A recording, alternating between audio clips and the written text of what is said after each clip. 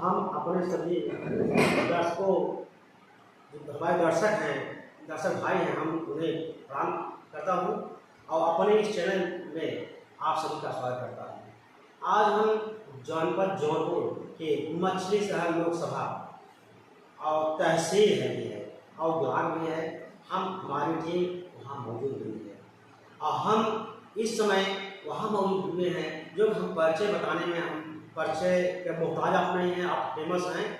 और डॉक्टर मनोज कुमार यादव जी के हम साथ बैठे हुए हैं और आज हम सब जो है कि चाय पर जो है चर्चा कर रहे हैं। तो चलिए हम भैया से, भैया का सफर है, आज समाज सेवी भी हैं और आप नर्सिंग होम चलाते हैं मछली शहर में, तो समाज हर हम साथ समाज सेवा कर रहे हैं। चलिए, आप ऊर्जावान हैं, आपसे हम जुड़ते हैं और अपने दर्शकों को सुनाते हैं। तो चलिए ठीक है, ज़्यादा समय ना लेकर के हम डॉक्टर साहब से बात करते हैं, आप तक पहुँचाते हैं। डॉक्टर साहब प्रणाम, आपका हमारे इस चैनल में स्वागत कर लीजिए। बहुत बहुत धन्यवाद। आपको सभी व्यूअर्सों को आप भैया बढ़िया कैसे हैं? स्वस्थ हैं? बढ़िया बढ़िया। और आप डॉक्टर भी हैं भाई, आप सबका स्वास्थ्य का ध्यान देते हैं, आप सबके दर्द को दूर करते हैं। और उसके बाद भाई हम सब पूछते हैं भैया डॉक्टर को भी सलाह मतलब एक ले लिया जाए भाई हाल समाचार। तो भैया आप हमारे दर्शक के मतलब आप माध्यम हमारे दर्शक के पास पहुँचेगा, तो भैया आप बताएं आपका राजनीतिक सफर कहाँ से कैसे शुरू हुआ भैया? देखिए एलवी भाई, राजनीतिक सफर तो मेरा पूरा परिवार कोई पॉलिटिकली नहीं था, राजनीति से कोई जुड़ा हुआ नहीं था और ना मैं किसी सांसद का बेटा हूँ, न किसी विधायक का बेटा हूँ, न किसी मंत्री का बेटा हूँ।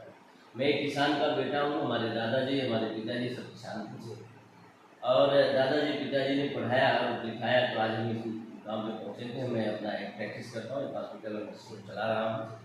राजनीति की शुरुआत यहाँ से हुई है कि हमारे गांव के लोग, कुछ लोग कह रहे थे कि बहुत दिन से एक ही लोग प्रधान हो रहे हैं और गांव का विकास नहीं हो पा रहा है, जिसकी वजह से हमें लग रहा है इनको हटाना चाहिए।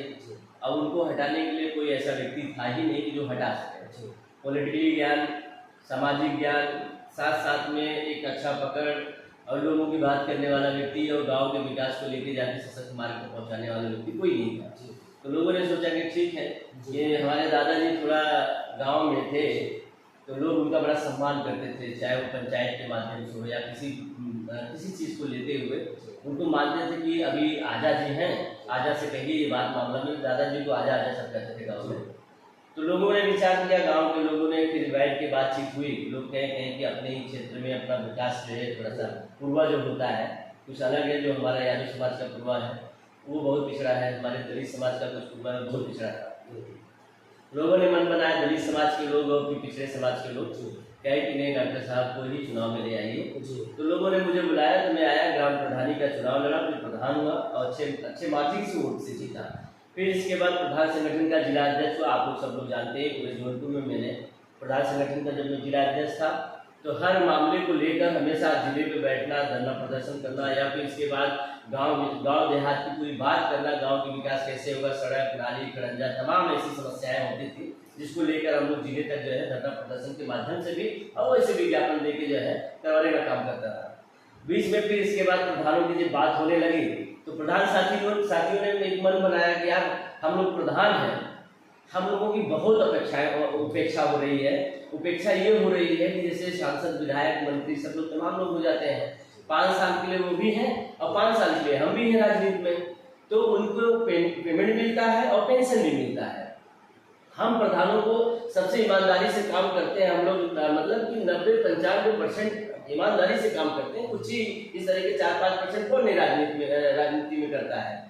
उस आधार को भी अगर जो अच्छा काम किया ग्राम पंचायत और प्रधान जो है, तो उसको भी तो एक ऐसे चैनल पे लाके खड़ा करना चाहिए ताकि लगे कि हाँ ये भी जनप्रतिनिधि हैं। तो हम लोगों ने मन बनाया कि यार देखिए, हम लोगों का बीच का व्यक्ति अगर जब तक नहीं जाएगा विधान परिषद बन के तो हमारी आवाज़ नहीं उठेगी। चाहे वो हमारे पेंशन की बात हो, चाहे हमारे पेमेंट की बात हो, चाहे हमको आयात निर्यात हमें लखनऊ तक आना जाना पड़े, टोल प्लाजा से लेके सारी सुविधाएं जो विधायक को होनी चाहिए, क्यों ना छोटे ही स्तर पे हो, मगर प्रधान को भी मिलना चाहिए, क्योंकि एक भी छोटी इकाई का जनप्रतिनिधि है, उसको भी जरूरत होती है।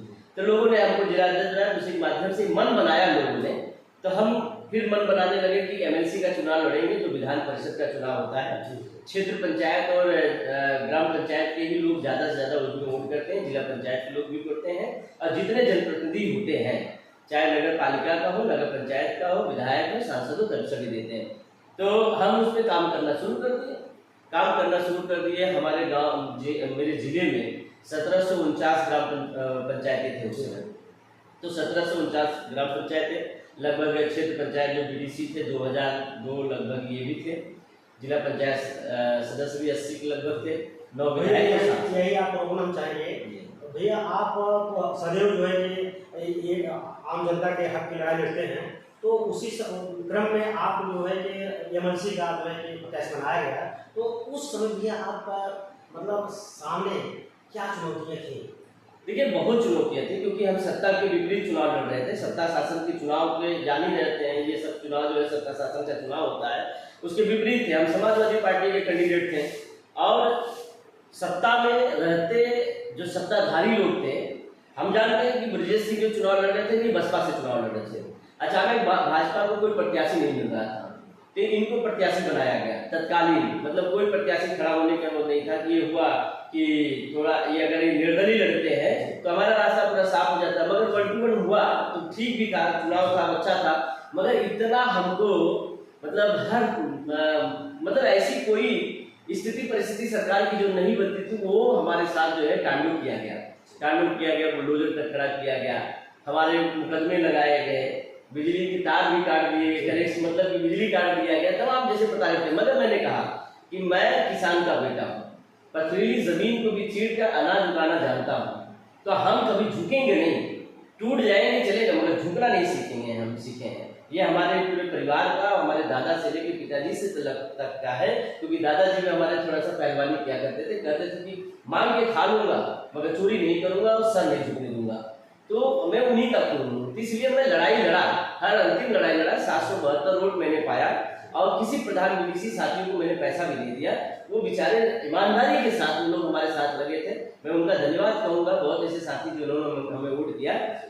मेरी एक ही लड़ाई थी कि मैं जनप्रतिनिधि बनता, एमएलसी बनता, और मैं चुनाव जीत के जब आता, मेरा एक ही लड़ाई था कि पूरे जनपद जौनपुर में जनप्रतिनिधित्व का नेतृत्व क्या होता है, उस नेतृत्व कार्य को मैं सिखाता करता, लोगों के बीच में पहुंचता और लोगों का कार्य होता। मैं आज भी पूछता हूँ कि आज जो एमएलसी साहब हुए हैं, बताइए, आप पत्रकार साथी हैं, बहुत ऐसे पत्रकार साथी हैं, जमीन पे काम कर रहे हैं, लोगों तक पहुंच रहे हैं, लोगों की बातों को उठा रहे हैं, आप अपने चैनल के माध्यम से भी पहुंचा रहे हैं। आप कहीं मुझे दिखा दीजिए उनका कोई सिरापट लगा हो, कहीं कोई विकास का मार्ग कहीं हुआ हो, कुछ नहीं। शासन सत्ता के माध्यम से जिताए गए हैं, वो जीते हुए नहीं है, उनको कोई वोट नहीं देने वाला था। मैं जब जाया करता था क्षेत्र में, सभी प्रधान जो पुराने प्रधान रिटर्न हुए थे, वो कहे यार बहुत लोग जानते नहीं थे कि ये एमएलसी ब्रजेश सिंह है कौन, ये प्रिंसू सिंह है कौन।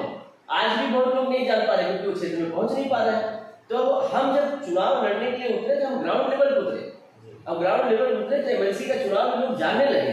अब एक निधि होती है, इसकी भी निधि, एक विधायक के बराबर की निधि होती है, 8 करोड़ तक की निधि होती है। ये बताइए कि आजाद कहाँ रहा है, ये भी तो प्रश्न उठता है। आज भी कोई नहीं जानता है, फिर पता नहीं वो पैसा कहाँ जा रहा है, कैसे जा रहा है, इसका भी तो कोई वो होना चाहिए ना, गिनती होनी चाहिए, क्षेत्र में आना चाहिए। जनता, आपको ये जनता का पैसा होता है, आपका पैसा नहीं है, जनता का पैसा उसके बीच में है। तो मेरी लड़ाई यही थी, और सशक्त लड़ाई थी कि ग्राम पंचायत को ऊपर उठाने का, क्योंकि मैं समझता हूँ कि गांव, ये देश की 70% आबादी वो गांव में रहती है, 30% आबादी शहरों में रहती है।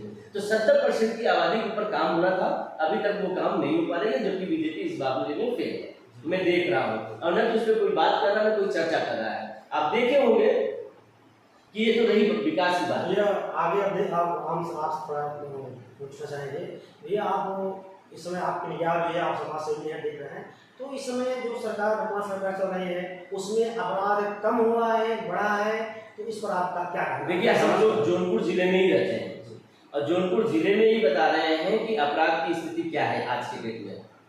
आप देखे होंगे कि सड़क पर खुलेआम एक बच्चे को एक व्यक्ति ने दौड़ा के चाकू मार के गला काट दिया, और उसके ही 6 महीना 7 महीना पहले अनुराग यादव टाइकोंडो का खिलाड़ी था, उसका गला उसके घर पे दिन दहाड़े सुबह जो है, मतलब सुबह तड़के में 9 बजे 7 बजे के बीच में उसका गला काट दिया गया।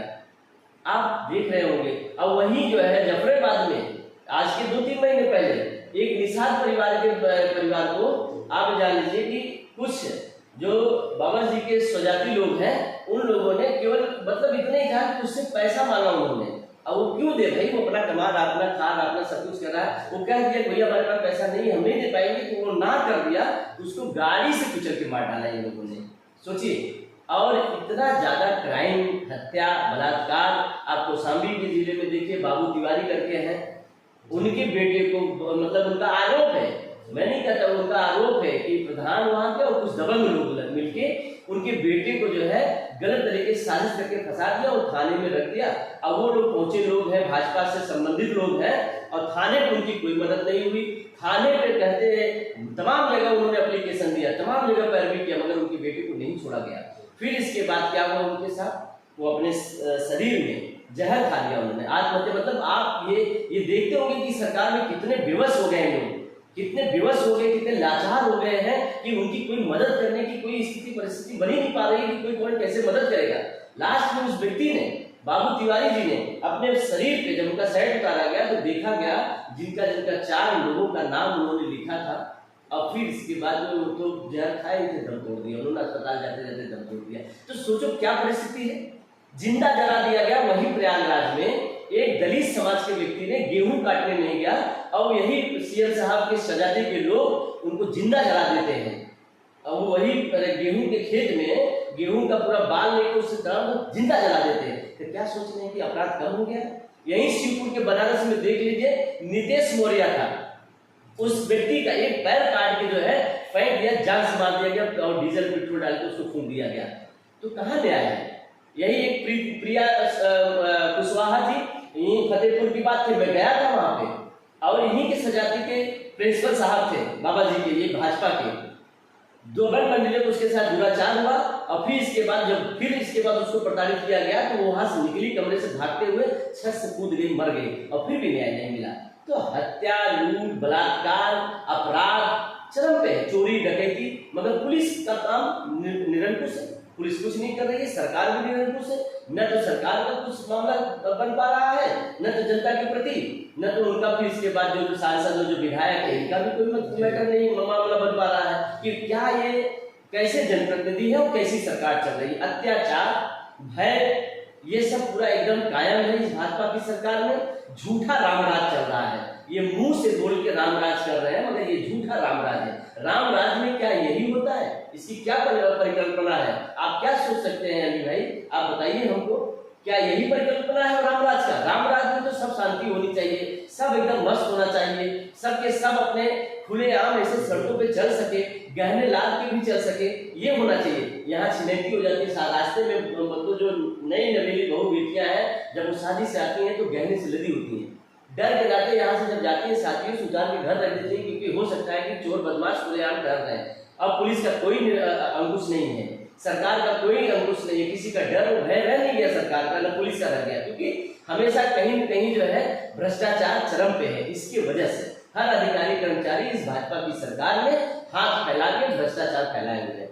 डॉक्टर साहब, आप से फिर एक मतलब क्वेश्चन है कि जैसे आप देखिए बहुत नौजवान पढ़ लिख करके माता पिता आगे कोई बने हुए हैं, उनको रोजगार नहीं मिल रहा है, इस पर आप क्या कहेंगे? देखिए, मुझे ज्यादा दूर नहीं है, हम लोगों का करीबी यही यूनिवर्सिटी इलाहाबाद है, रोटी लेके लोग, विद्यार्थी, उनके गार्जियन लोग ऐसे रोटी लेके खड़े हुए हैं इस सरकार में। कभी आप इतने, हम लोग आजादी से इतने समय हो गए, रोटी के लिए घर पे सरकार को खोजते हुए सुना होगा, गाना सुना होगा, मगर रोटी होके सरकार को दिखाते हुए नहीं कि आज इस जिसको कहा जाए कि make in India, development India, मतलब क्या क्या नाम दे दिया इन लोगों ने।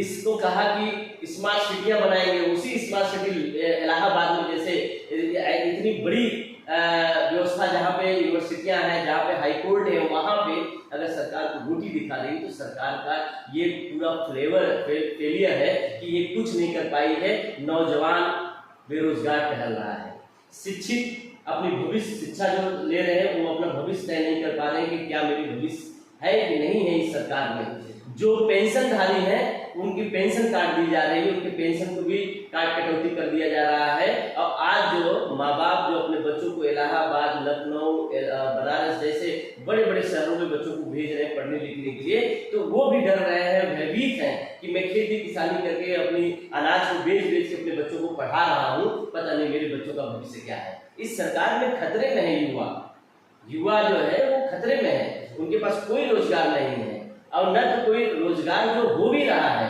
उस पर भी जो है इतना ज़्यादा टैक्स बढ़ा दिया है सरकार ने, इस गवर्नमेंट ने, कि लोग जो है कतरा रहे बिजनेस करने में भी।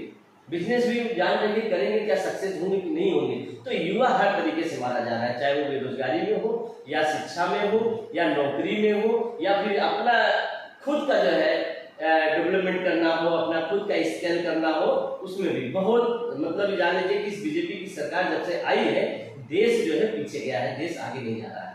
तो सब आप देखा जा रहा है कि बराबर जो है कि दर्द है, जो दुखी है, दर्द से करा रहा है, उसकी दर्द को दूर करने का प्रयास करते हैं आप। लेकिन आप के यहाँ जो है कि गरीबों के लिए क्या व्यवस्थाएं हैं, जैसे आप क्या करते हैं? देखिए, गरीबों के लिए हमारे सारी व्यवस्था है, मैं आपको दिखाता हूँ कि जैसे यहाँ आयुष्मान के द्वारा सरकार भी अपना कुछ मदद करती है, मगर मेरा प्राइवेट हॉस्पिटल है, तो प्राइवेट हॉस्पिटल होने के नाते मैं आपको बता दूँ तो मैंने काफ़ी व्यवस्था बना के रखा हुआ। इसमें 2 श्रेणी का मेरे पास कार्ड है, जो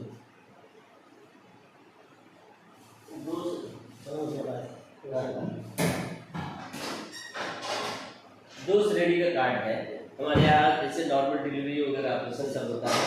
एक कार्ड है, ये है मेरा 20% का है। जो गरीब पेशेंट आता है, जैसे बहुत गरीब है, मध्यम गरीब का व्यक्ति जो है थोड़ा सा वो अरे कर ले तो ये देख लीजिए। तो इसके माध्यम से भी बहुत ऐसे जो गरीब आते हैं उनको कार्ड देके भी हम लोग इतना छूट कर देते हैं। जो बहुत पुअर है, बहुत गरीब है, उसके लिए हम 50% का भी कार्ड रखे हैं, आप देखे होंगे। और इसका मैं बढ़ाता रहता हूँ, इसमें जो जितना रहता है उसको बढ़ा देता हूँ। ये भी पुराना कार्ड था, तब से चल रहा है, ये 2017 से 18 से चल रहा था। अब ये कार्ड फिर डेवलप होके जो है ये 2024 से 26 तक के लिए हम लोगों ने कर दिया है। ये 26 चल रहा है, 26 के बाद जब खत्म होगा 27, 28 फिर इसके बाद ये बढ़ता रहता है। तो उसके माध्यम से हम लोग हमेशा मदद करते रहते हैं, हमारी जो सेवा है वो उस तरीके से देता रहता हूँ। और खास करके मछली शहर में कुछ इस समय बड़ी स्थिति खराब चल रही है, कुछ ऐसे लोग भी आ गए हैं जिसकी वजह से डॉक्टरी लाइन बड़ी बदनाम हो रही है। बहुत खराब लगता है ये सब, मैं देख के सब कुछ ये सब बढ़ा रहा है। इसी तरीके से सेवा दे रहा हूँ, यही सब कर रहा हूँ, पॉलिटिकली भी हूँ, पेशे से डॉक्टर भी। जनता चाह रही है कि आप मतलब और किसी ऊंचे पद पर जा करके और जिस ढंग से आप लोगों को दर्द निस्तारण कर रहे हैं, उसी ढंग से कुछ लोग अभी जो कुछ गाँव ऐसे हैं जो विकास से भी बहुत अछूते हैं, वो उस जनता चाह रही है कि आपको कहीं ऐसा पद मिले कि उसके माध्यम से आप उसको धन से अब देखिए, मैं समझता हूँ कि जो गांव की जनता है वही सब कुछ होता है। राजनीति का सबसे बड़ा भगवान वही है, अगर वो जिसको चाह लेगा वो बन जाता है। और मेरा जो चुनाव था, ये जनप्रतिनिधियों का चुनाव होता है, मैं तो अपने सभी साथियों को साथ लेके चलना चाहता हूँ, अपनी जनता को साथ लेके चलना चाहता हूँ। मेरा कोई लालच नहीं है या कोई इस तरीके से मैं राजनीति में नहीं आया हूँ। पेशे से डॉक्टर था, मैं आराम से एकदम बढ़िया से कमाता खाता, और सभी डॉक्टर कमाते खाते हैं, सबसे अच्छे से जीवोपार्जन चलता रहता है, घर परिवार समाज चलता रहता है। मगर मेरे मन में भी कुछ है कि राजनीति के माध्यम से आने के बाद कुछ राजनीतिक परिवर्तन होनी चाहिए, क्योंकि सरकार जो होती है बहुत ऐसे रिफॉर्मर्स लाती हैं, ऐसे व्यवस्थाएं लाती हैं, गरीबों तक पहुंचाने के लिए सारी व्यवस्था होती रहती है। मगर हम समझते हैं कि मैं किसी को खोसना नहीं चाहता हूँ, मगर मैं ये भी कहना चाहता हूँ कि कुछ लोगों की जिम्मेदारियां होती हैं। अगर सरकार की जो व्यवस्था है, जो व्यवस्था देने के बाद योजनाएं लाती हैं, तो उसको धरातल पर उतारने के लिए हमारे जैसे जनप्रतिनिधि लोग ही रहेंगे, जो गरीब तक वो मिल जाना चाहिए, जो साधन होना चाहिए वो गरीब तक मिलना चाहिए। ये व्यवस्था होनी चाहिए और व्यवस्था हमेशा चलती रहे, क्योंकि भी भारत देश हमारा जो है बहुत इस तरीके का है, क्योंकि अभी गरीबी में भी है, बहुत अमीर देश नहीं हुआ है ये। कुछ परसेंटेज लोग हैं जो बहुत अच्छे लग्जरीज लाइफ में जी रहे हैं, मगर कुछ ऐसे लोग हैं अभी भी जो गरीबी के नीचे भी हैं, जिनको प्रतिदिन का है कि प्रतिदिन वो अगर कमाएंगे नहीं तो खाना मिलेगा नहीं। प्रतिदिन के हैं। चलिए डॉक्टर साहब, डेली बात करने के लिए- डेली पानी पीने का हालात है। चलिए बात करने के लिए आपको बहुत धन्यवाद। लेकिन डॉक्टर साहब, हमारे जो दर्शक हैं, जो आप क्षेत्रवासी हैं, जनपदवासी, उनको क्या संदेश देना चाहेंगे? देखिए, मैं यही संदेश देना चाहूँगा कि देखिए, आज के एक डॉक्टरी लाइन की वजह से कि गर्मी का सीजन चल रहा है, स्वच्छता एकदम बना के रखिए अपने अगल बगल सब कुछ जो है, चाहे आपके घर पक्के का हो या कच्चे ही मकान क्यों ना हो, साफ सफाई बहुत ज़रूरी होता है। तो स्वच्छ जल का व्यवस्था रखें, और जब अगर जिनके घर पे पानी पीने की स्वच्छ व्यवस्था ना हो और इस ठंडक के गर्मी के सीजन में ठंडा पानी पीने की व्यवस्था ना हो, तो सुराही मटके पाली जाती है। गांव में फ्रिज भी बहुत नहीं होते हैं, तो मटके का भी साधन उठाना चाहिए इसके माध्यम से, और बचाव करके मक्खियों से बचा कर रखें। पानी इकट्ठा न होने पाए, क्योंकि पानी का जल जमाव जब होता है तो इसके इस टेम्परेचर और तापमान में जो गंदगी उसमें रहती है उसका सड़न होता है। सड़न होने के बाद उसमें गंदगी से मच्छर वगैरह निकलते हैं, मक्खियाँ निकलते हैं, इसकी वजह से भी काफ़ी नुकसान होता है। मगर परिस्थिति राजनीति भी बताना चाहूँगा कि अच्छा और गलत आप लोगों को ही तय करना पड़ेगा। आज का समय ज़माना बहुत खराब है, किसी बात को लेकर किसी से बात विवाद नहीं करना चाहिए, पहले उसका निस्तारण करना चाहिए। जरूर ये थाना अदालत कोतवाली बनी हुई है कि आपका निस्तारण हो सकता है, मगर आप खुद समझदार हैं, अगर समझदारी से काम करेंगे तो बहुत ऐसे निस्तारण है कि जो आपको बैठ के ही निस्तारण हो सकता है। साथ में अपने बच्चों को, अपनी बेटियों को, मैं एक जिम्मेदार समाज सेवी होते हुए, क्योंकि मैं तमाम इस तरीके से देख रहा हूँ कि किस तरीके की बच्चे, बेटे और बेटियां